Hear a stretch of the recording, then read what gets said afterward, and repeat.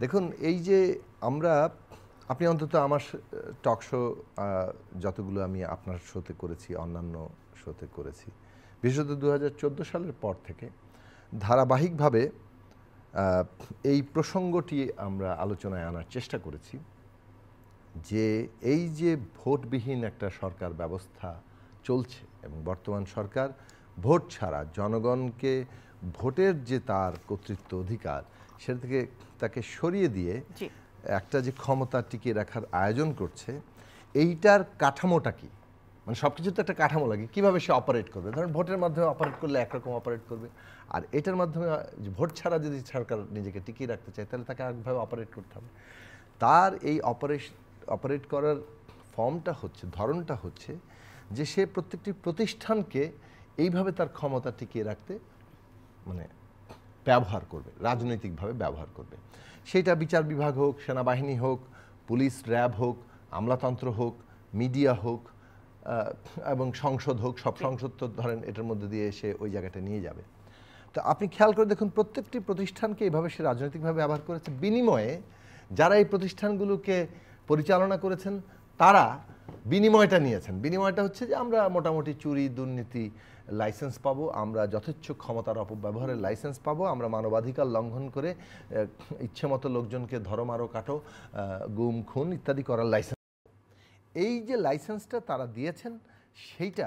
এক এক প্রতিষ্ঠানগুলোকে কীভাবে ধ্বংস করে ফেলেছে দেখুন সিম্বলিক্যালি আপনি বিচার বিভাগের দিকে তাকাতে পারেন কিভাবে আমরা জানি যে প্রধান বিচারপতি সিনহা সাহেবকে দেশ থেকে বাধ্য করা হয়েছে এবং এও বাজারে বেশ চালু যে তাকে ফিজিক্যালি শারীরিকভাবে লাঞ্ছিত করা হয়েছে 2 নম্বর হচ্ছে সেনাবাহিনীকেও যে ব্যবহার করা হয়েছে সেনাবাহিনীর মতো প্রতিষ্ঠান যেটা অত্যন্ত গুরুত্বপূর্ণ অনেকগুলো বিবেচনার দিক থেকে বিশেষত একটা রাষ্ট্রের সার্বভৌমত্বের জায়গা থেকে তো সেই জায়গা থেকে সেনাবাহিনীর মতো প্রতিষ্ঠানও যে এখন এই নানাভাবে রাজনৈতিকভাবে ব্যবহারের শিকার সেটা জেনারেল আজিজকে দেব জেনারেল আজিজ এটা নিজের সাক্ষ্য দেন 18 সালের নির্বাচনের পরে সেনাপ্রধানের কি প্রেস কনফারেন্সে করার কথা উনি প্রেস কনফারেন্স করে বললেন এইরকম সুষ্ঠু নির্বাচন তিনি নাকি তার জীবনে দেখেন নাই যেটি একটি বাংলাদেশের ইতিহাসের সবচেয়ে কলঙ্কজনক নির্বাচনের আখ্যা পেয়েছে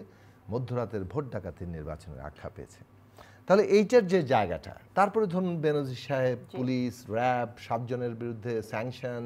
প্রতিষ্ঠান হিসেবে র্যাবের স্যাংশন খাওয়া এই সবগুলো মানবাধিকারের অভিযোগ আমরা তুলি আমাদের চিৎকার আত্মচিৎকারে পরিণত হয় আর বিদেশরা তখন কিছু কিছু আমেরিকা করলে তখন আপনার মানে এখানে নড়েচড়ে বসে যদি আমেরিকাকে একদিকে গালাগালি করা হয় তারপর শুনি ওটা বাংলাদেশের মানুষকে বুঝ দেওয়ার জন্য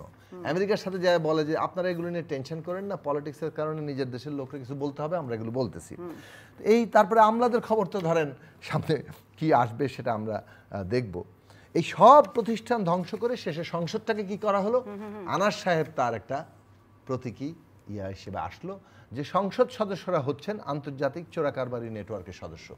তার মৃত্যু অত্যন্ত মর্মান্তিক এই ঘটনার সুষ্ঠু তদন্ত বিচার আমরা চাই এটা আলাদা অংশ কিন্তু তার মৃত্যু একটা ব্যবসায়িক দ্বন্দ্বের জের সেটা একটা খুন এবং সেখান থেকে যে সত্যটা বেরিয়ে আসলো যেটা আমাদের প্রাসঙ্গিক কারণ ব্যক্তির মৃত্যু নানা কারণেই হয় প্রাকৃতিক কারণেও হবে কিন্তু ব্যক্তির জীবনের কর্মকাণ্ড যেটা সমাজের বৃহত্তর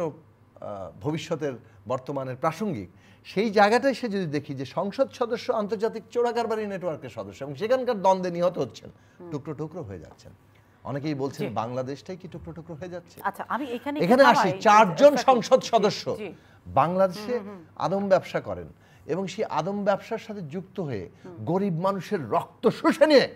তারা মালয়েশিয়ার শ্রমবাজারটাকে আজকে হুমকির মধ্যে ফেলে দিয়েছেন এইটা হচ্ছে একজন ব্যক্তির বিচ্ছিন্ন ব্যাপার নয় কেবলমাত্র বলতে যাচ্ছি পুরো একটা সরকার সির্ফ ভোট ছাড়া ক্ষমতায় থাকতে গিয়ে পুরো রাষ্ট্র ব্যবস্থাটাকে